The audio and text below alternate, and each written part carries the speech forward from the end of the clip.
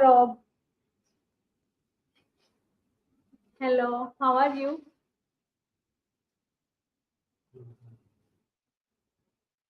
Hello, Rob.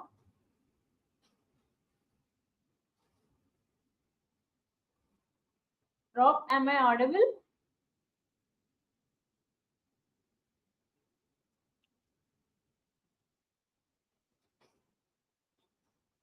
Hello.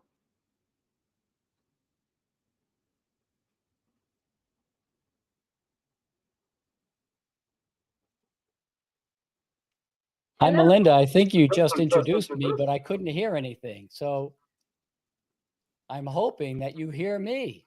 Yes. Hello. Hi, everyone.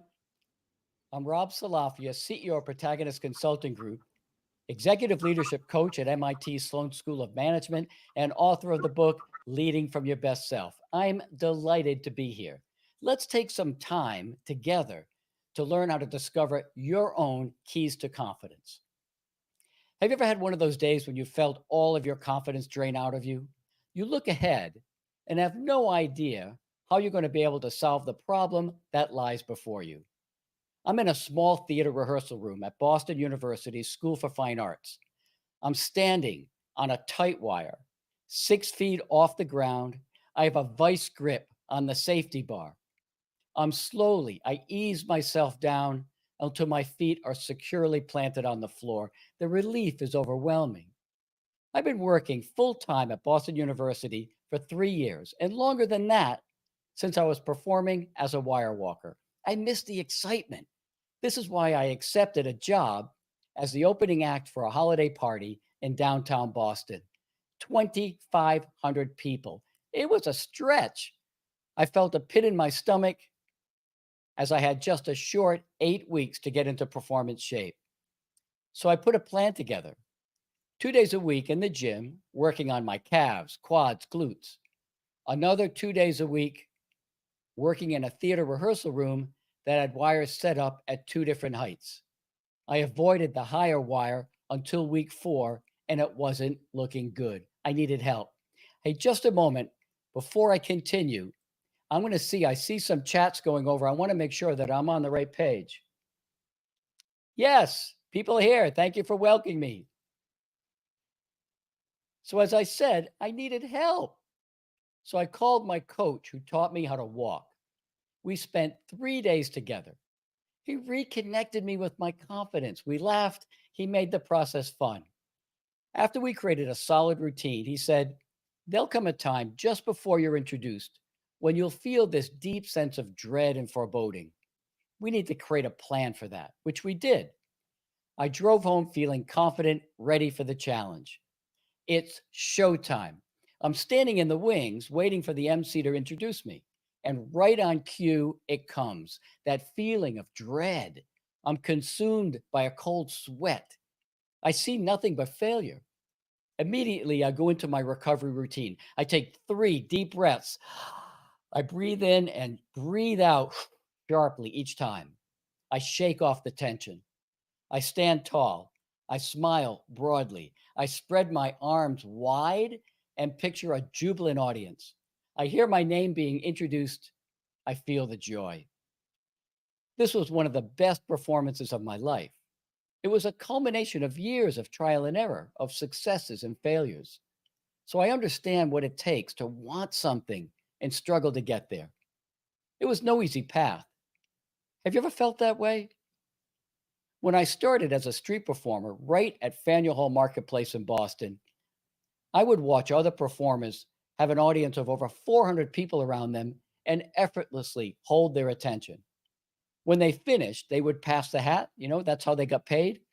It would be overwhelming. I'm talking hundreds of dollars. When I tried,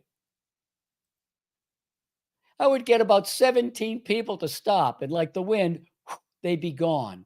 Only the lonely teenager would remain, looking for a way to kill some time. After an afternoon of hard work, I'd be lucky to have enough change for the sub ride home. Doesn't that sound like your worst nightmare? You work hard, you step up to present at work, and no one bothers to watch. They just sit there talking to each other or looking at their phones. How do you grab their attention? You walk away from this shaking your head and you say to yourself, I'm just not good at presentations. Have you ever felt that way? That's actually very common. The fear of public speaking is deeply rooted in our DNA. But guess what? It's also no longer true. You just need training. So, what did I do? I went to theater school and I got that training. I learned how to show up with confidence, how to build a routine, how to engage an audience. But it didn't happen right away.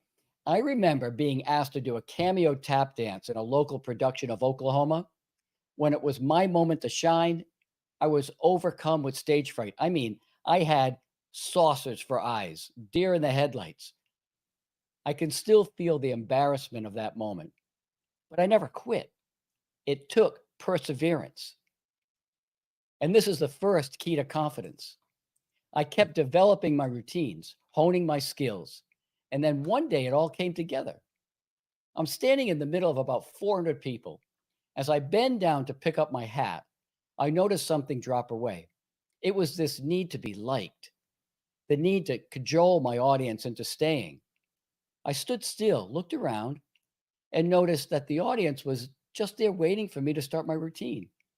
In that moment, a 2-year-old little girl with a pink princess dress and a blue balloon tied to her wrist wandered into the middle of the circle. The audience got very quiet. They were no longer watching me, but they were focused on the child. I saw her parents nervously waiting for something to happen. So I motioned to the audience to stay still and slowly moved towards the child. I put one finger under each of her arms, lifted them up, and said, ta-da! The audience burst into applause. I got the audience to the child to take a bow. Then I carefully returned her to her grateful parents. When I turned back to my audience, I saw something different. I saw delight and felt a deep sense of appreciation in their faces. We were truly connected. And that's the second key to confidence, connection. You can just see it. Oh, by the way, wait a minute. That's me. That is me on that rope with the fedora, undercover clown. Confidence is the bedrock upon which we build our lives and careers. For many of us, confidence starts with building technical skills. We become subject matter experts. Our confidence becomes stronger when we apply our knowledge towards solving complex problems. It's at these times when we feel in our best selves. But what happens when we need to step up to that next level of leadership? When we need to step onto that wire several feet higher? How do we get comfortable? How do we get there? How do we show up as the best version of ourselves when it matters the most? A couple of years ago, I'm at a leadership conference at upstate New York, historic stone meeting hall. I'm having a conversation with Hope, a highly competent woman early in her career. She turns to me and says, "Oh, the director in my office told me I need to improve my executive presence." As she shared this, I noticed that her shoulders slumped and her voice weakened. She looked lost.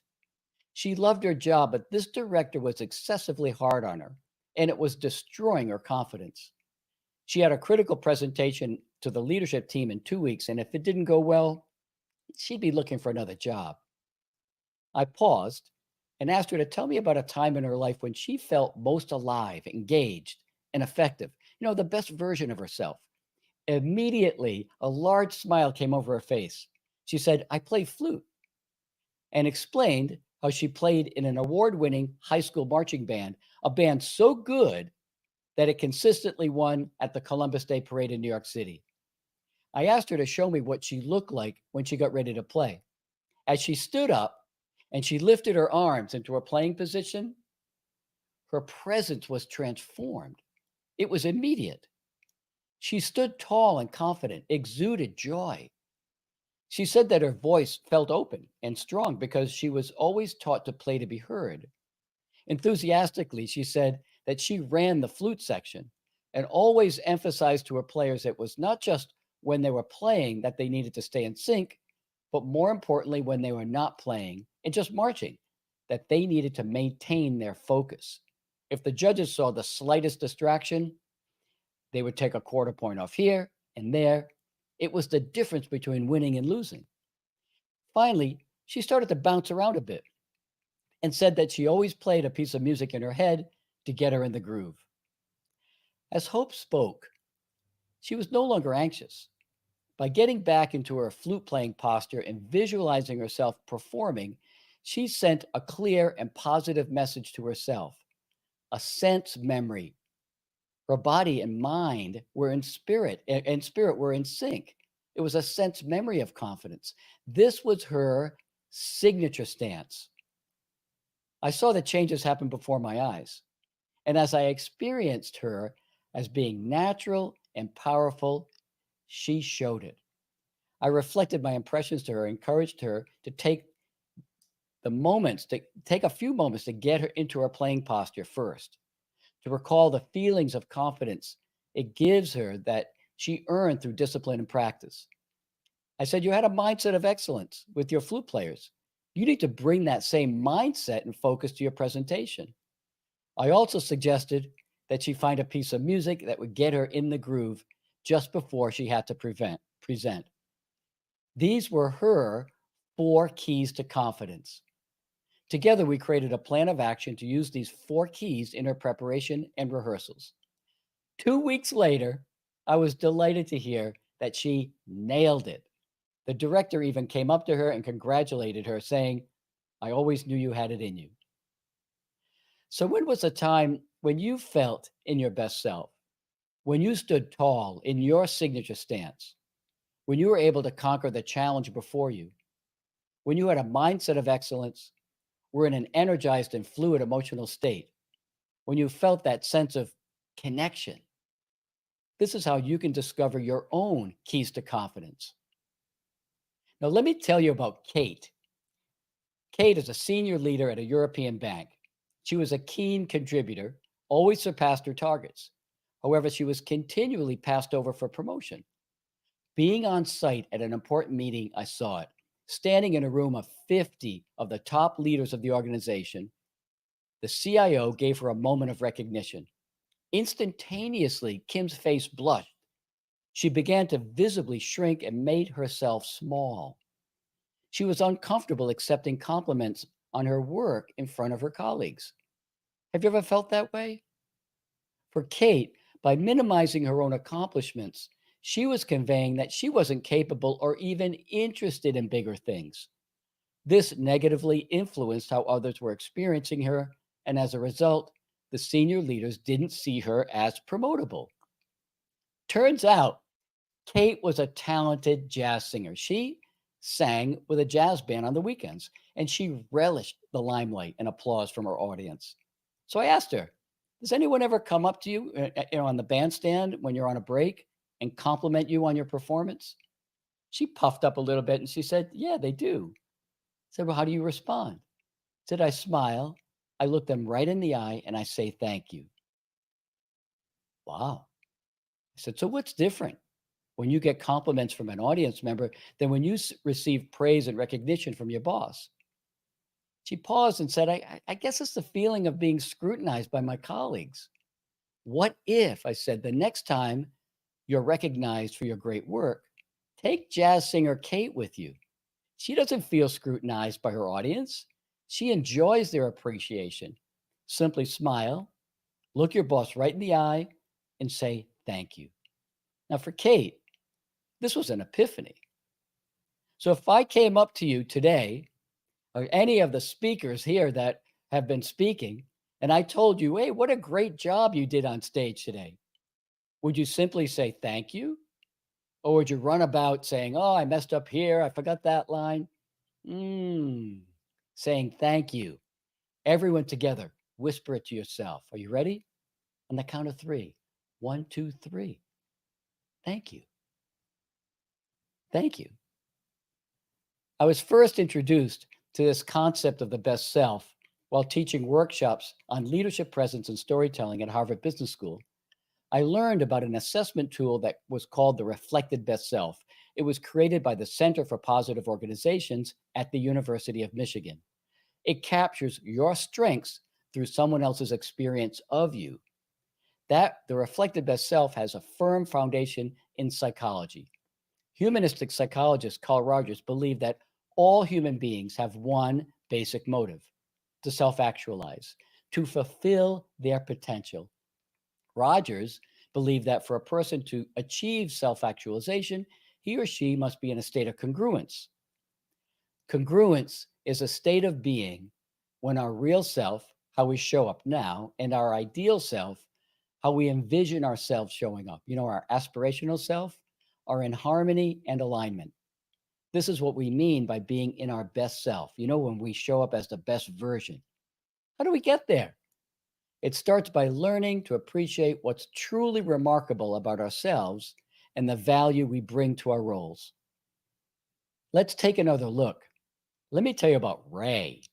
Ray, IT manager in a global bank.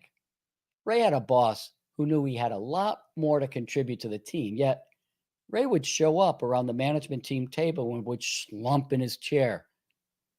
When I met Ray, I was stunned. He stood 6'3".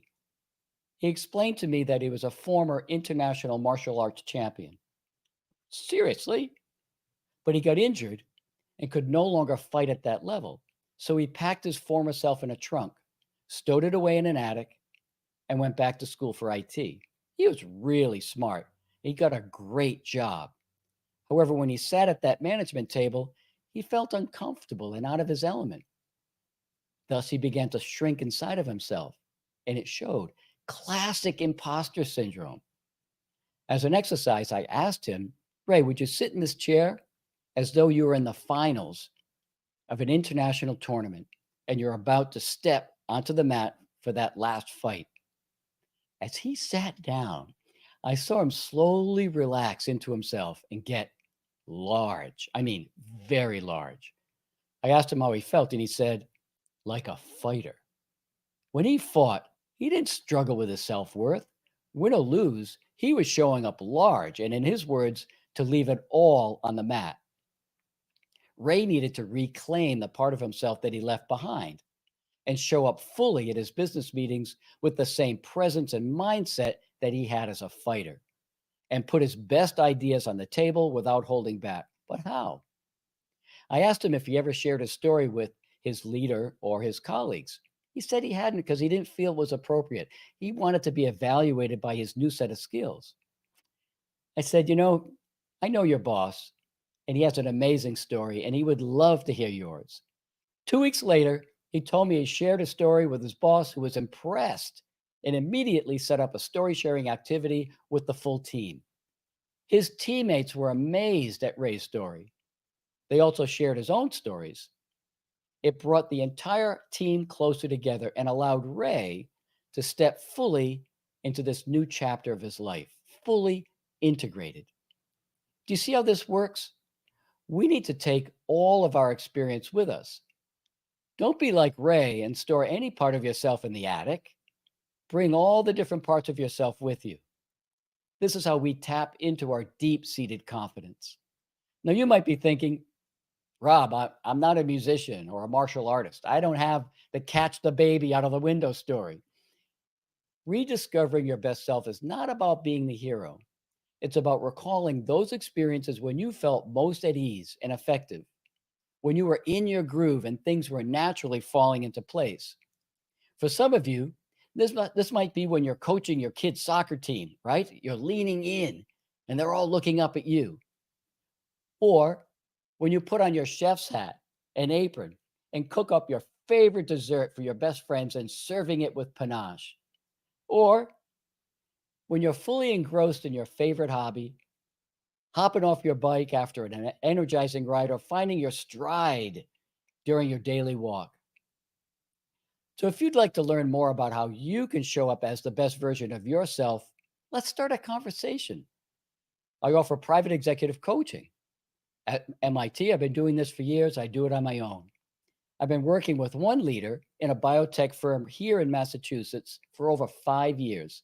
She's from Bulgaria, and we work on preparing her for investor calls where she needs to be clear and concise in her language. Clarity is critical. We meet several times a month? $6,000 a month. Now, I understand that's a heavy lift. but we can explore coaching, or I can share with you a number of resources. Let's check these out. I'd love to, and I'd be glad to share with you my Best Self 360 at absolutely no cost. It's a self-administered tool to get feedback on how you show up in specific situations as the best version of yourself. You conduct your own 360. It'll provide you with very powerful insights. If you're ready to dive in a little bit deeper, my introductory self-paced course titled Foundations of Executive Presence is perfect. The course will introduce you to the key concepts of presence, available for just under $300. It's great for people looking to get promoted, up their present skills and presentation capabilities. It allows you to dip your toes into the key aspects of executive presence. Now, if you're looking for something transformational and truly move the needle, I offer an extended learning experience entitled Effortless Executive Presence. This is my flagship 16-week program, normally priced just under $3,500 per person. For attending the session, I can offer you a 25% discount, a little over $2,600. So let's get that call set up. Use the QR code, or if you see my details there, and I guarantee, even if you're not sure if it's a fit, let's set up that conversation. I'm positive you'll find value in the conversation. Thank you very much for your time today, everyone. It's been a pleasure.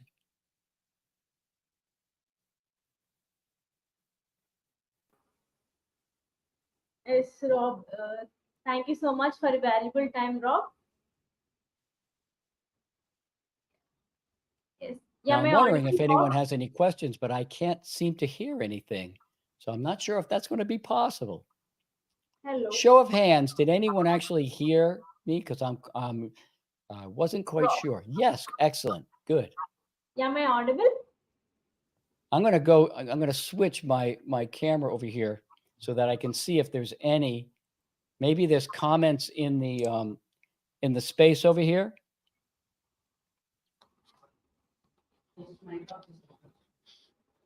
Cam object. What's one practical tip to improve presence in high stakes meetings? The most practical thing you can do in a high stakes situation is to maintain composure. Take a deep breath, breathe out deeply. Look whoever it is that you're speaking to right in the face, just like Kate did. Take a breath in, breathe out as you speak out. I think, let me see, am I still on stage? Yeah, let me see if there's another. What role does storytelling play in building confidence? Not only will storytelling build confidence in yourself, it'll build confidence in others in you. It'll inspire confidence. The certain type of storytelling that I like to teach is direct narrative storytelling, where you are the central figure. You're the main character. You have a worthy goal. There's a challenge you have to overcome. You take an action, and through that outcome, you learn a lesson, a value. You share that. When people see that, they feel what you feel, they see what you see, they get you from the inside out. Let me see if there's any other questions. How can leaders develop an authentic executive presence? Authenticity is an interesting concept. It starts by being comfortable in your own skin, understanding your values, your internal motivators, and finding your voice. Finding a voice that is comfortable, confident, relaxed, and decisive. Well, thank you all. I really appreciate your time today. I wish you the best in all that you do. Oh, wait a minute. Here we have a Sophia. One more here. What's one way to stay grounded under pressure while presenting? As I said earlier, feel your feet. Take a deep breath in. When you're presenting, develop a breathe in, speak out cadence. So when you speak out, as you breathe out, it adds power and volume to your voice. And then stop on a complete thought. Take a pause, breathe in again, and then begin to speak out. It's powerful, but it does take practice. It is a technique, a theater technique. You share an example of a leader who's transformed through storytelling. Yes, as a matter of fact, I coach the president of a local bank here in Boston. And I just want to make sure that I have enough time. So I'll keep going until I get yanked off, and that'll work. I helped him prepare for a keynote to 500 credit risk officers. We worked on some theater techniques. He showed me an introduction that he was going to make. And that introduction was behind a podium. And he said, I want to, and it was 2 minutes of thank yous. I said, Daryl, this is not going to work. We had worked on a story. I said, why don't you start with your story? He said, fine. We practiced it. I said, but I don't want you behind the podium. I want you in front of the audience. So you have 45 minutes of presentation. You're not going to memorize this. So print it out on paper. But you need somewhere to put it. You're not going to carry that. Put it in a 3-hole binder, 3-ring binder. And then have something that you could put the binder on. So he said, yeah, my son plays string bass. And so he brought the music stand and the binder. He walked onto stage, put the music stand down, opened the binder up. What do you think the audience was thinking? What's going on? It doesn't matter what they were thinking. They grabbed his attention. This is what he said. And I can finish on this story. My wife and I are getting out of a cab in downtown Nashville. It's 10:30 at night. We just got back from the Grand Ole Opry. Even if you're not a country music fan, you got to go. It's amazing. 10:30 at night at Honky Tonk Row. The bars are open. The music is spilling out. There's hundreds of people in the street. My wife says, honey, can we go to get something to eat? I said, really? It's late. She goes, yes, I'm really hungry. I said, fine, anything but barbecue. We push our way through through the crowd, and we see this sign, Mario's Italian restaurant. Let's go. We step up, it's crowded, but it doesn't look like any restaurant we've ever seen. The waitress comes up, sits us down in one of those booths that has, the red vinyl, but with duct tape. We look at each other and so, do you really want to come here? I said, yeah, it's packed. How bad could it be? We order the margarita pizza, the easiest thing on the menu. It takes 20 minutes to get here. When it's served, it's on one of those big platters. It didn't look like any pizza we ever saw in our life. It tasted like cardboard. We didn't get sick. It was an acceptable risk. And then he said, and that's what I'm here to talk to you about today. Community banking is about acceptable risk. So what Daryl did, he grabbed the attention of the audience. He drew them in through a powerful story, personal story, and then made a bridge from the lesson he learned in the story to the key topic he was going to talk about today. Perfect storytelling. Thank you all. See if there's anything else here.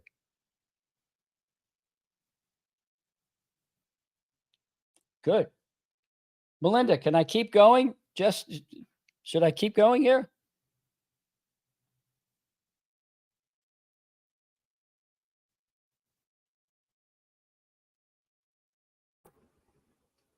Yes, Rob, I'm still live. I'm on as well. 28. I have 2 minutes left.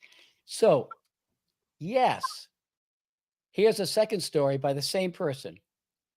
He hired me to come in and work with his entire team for a full day. Halfway through the day, I see him heading to the exit. So, Daryl, where are you going? He says, oh, I'm going to the North Shore of Boston. We just acquired a small bank. I'm going to talk to the people there.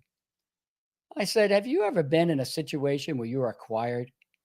He said, oh, got it. Thank you very much. I needed the reminder. He came back with a big smile on his face. He said, how'd it go? He said, it couldn't have gone any better. I stood up in front of this audience, this group of 30 people, and I said, can only imagine what you must be feeling right now, having been newly acquired. But I think I have a clue. You see, 15 years ago, I was in your very same seat. I was part of a small bank. I walk into work the next day, and I'm greeted by a man in a blue uniform and a police uniform with a brown box and a pink slip. He gives them to me, and he said, good luck. I'm standing in the parking lot with my brown box and a pink slip. I have 2 kids under the age of 4 a big mortgage. I have no idea what I'm going to do. He said, right now, you're one of us. You're part of our bank now. If you have a question about your new role, come and talk to me. My door is always, always open. He said, after that, 2 people came up to him and said, Daryl, thank you very much for what you said. Up until now, we didn't think bankers were human beings. That he became an authentic, not only he was an authentic leader, he was already an authentic leader, but he became an authentic communicator as a leader. That's the difference. Thank you very much. Thank I you. really appreciate your time on it. Thank you. Thanks, everyone.